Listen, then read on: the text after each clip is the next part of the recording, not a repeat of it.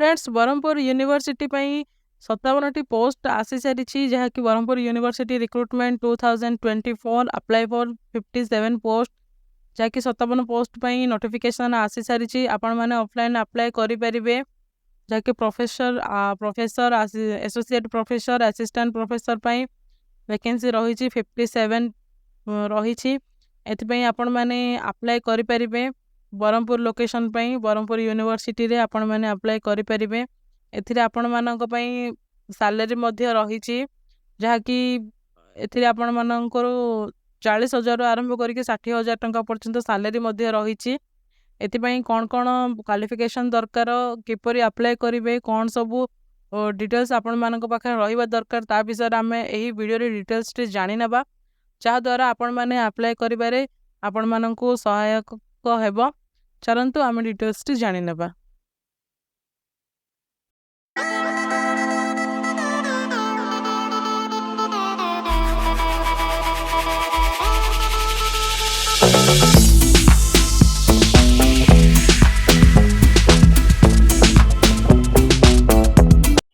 Hello friends नमस्कार जय जगन्नाथ आपण मानक आम यूट्यूब चैनल जॉइन टू जॉब रे बहुत बहुत स्वागत जनाऊँ। फ्रेंड्स आज ही पोस्ट रही ब्रह्मपुर यूनिवर्सिटी 57 पोस्ट रही विषय आम डिटेल्स रे जानि नेबा। फ्रेंड्स आपण बारे जदि आम चैनल को प्रथम थर करी आछंती ताहाले चैनल को सब्सक्राइब करि नेबे एंड पाखरे थिबा बेल आइकन को मध्य ऑन रखिबे जहाँ द्वारा आपण माने एमिति ही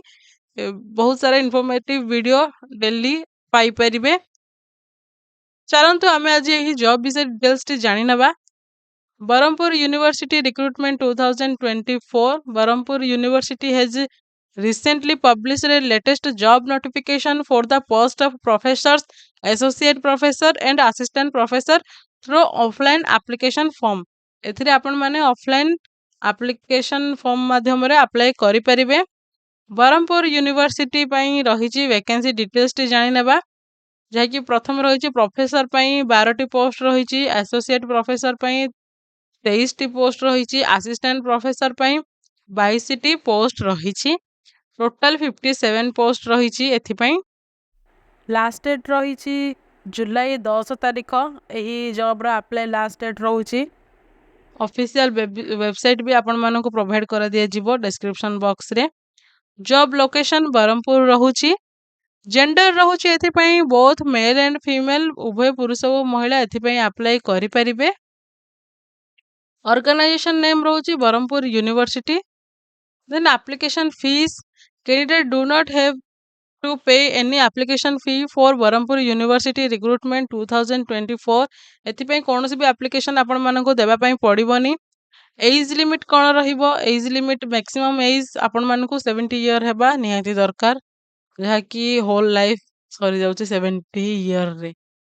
एजुकेशनल क्वालिफिकेशन अच्छी प्रोफेसर पई अच्छी the vacant post for of professor and associate professor will be filled up on temporary basis by retired associate professors adjunct professors जो मैंने सब रिटायर्ड पर्सन रही से जॉब टी रही असिस्टेंट प्रोफेसर रही a good academic record with a minimum of 55% of marks at masters degree level in the relevant subject. आपण मानकर मास्टर डिग्री रे जदि 55% रही ताहले आपण माने असिस्टेंट प्रोफेसर पई अप्लाई करि परिबे जहाँकि असिस्टेंट प्रोफेसर पई पोस्ट रही 22टी पोस्ट रही एंड आउ जो पोस्ट रही प्रोफेसर एंड एसोसिएट प्रोफेसर से माने जो माने सब रिटायर्ड पर्सन रही से रही। तो फ्रेंड्स यही दुईटी आपण मानक पई कोनोसी काम रे नाही। जदि असिस्टेंट प्रोफेसर पई आपण माने अप्लाई करिया पई चाहिबे ताहले एथि पई अप्लाई करि परिबे जो मानकर मास्टर्स डिग्री सरी सारिछि। देन सैलरी रही प्रोफेसर पई 50,000 एसोसिएट प्रोफेसर पई 40,000 असिस्टेंट प्रोफेसर पई रही जो माने पीएचडी करिसेंती सेमानको को 60,000 मिलिबो किंतु जो माने पीएचडी करिनांती ओनली मास्टर डिग्री करिसेंती सेमानको 45,000 टंका पर मंथ एठी मिलिबो। यह थिला फुल डिटेल्स टी एंड आमे ही नोटिफिकेशन रो ऑफिशियल नोटिफिकेशन भी देखि नेबा जहा द्वारा आमे श्योर हेबा एंड आमे तार ठीक इन्फॉर्मेशन जानी कि आमे अप्लाई करबा निहाती दरकार। सिलेक्शन प्रोसेस रहिबो career mark viva voice test रहिबो इंटरव्यू जहाँ यह नोटिफिकेशन टा थिला आमे ऑफिशियल नोटिफिकेशन भी देखि नबा देखि पारुथिबे फ्रेंड्स एठी आपण माने डिस्क्रिप्शन बॉक्स रे आपण मानकु एही नोटिफिकेशन टी मिली जिवो जहा द्वारा आपण माने भी एही नोटिफिकेशन टी पढ़ी परिबे बरहमपुर यूनिवर्सिटी भंजे विहार बरहमपुर 760007 ओडिशा एथिपई एडवर्टाइजमेंट आसी सारिछि जहा कि देखि पारुथिबे पोस्ट रहिछि professor associate professor assistant professor पई रहिछि अलगा अलगा सबू कैटेगरी रही botany chemistry economics electronic science English home science IR and PM law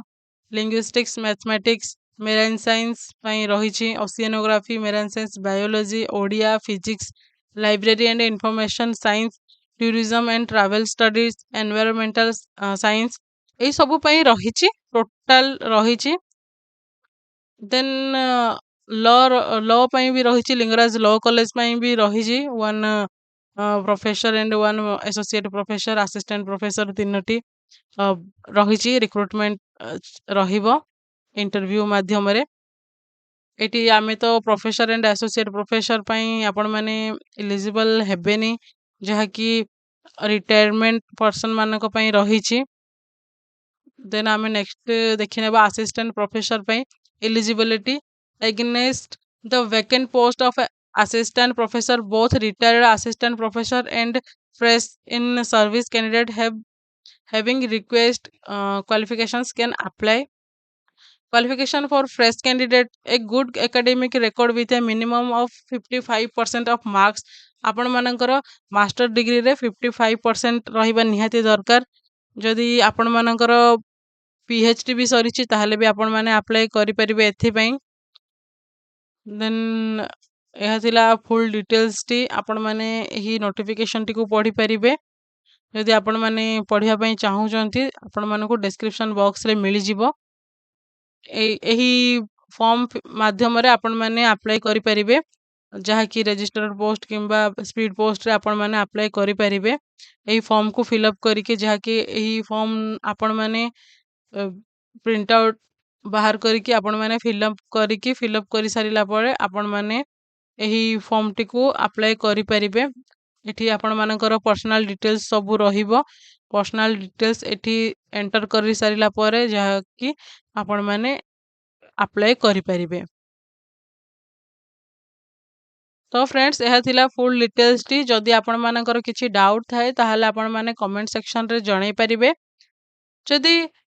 अलगा किछि इन्फॉर्मेशन मध्ये जानिबा पई चाहूचंती ताहाले भी आपण माने कमेंट सेक्शन रे जणाई परिबे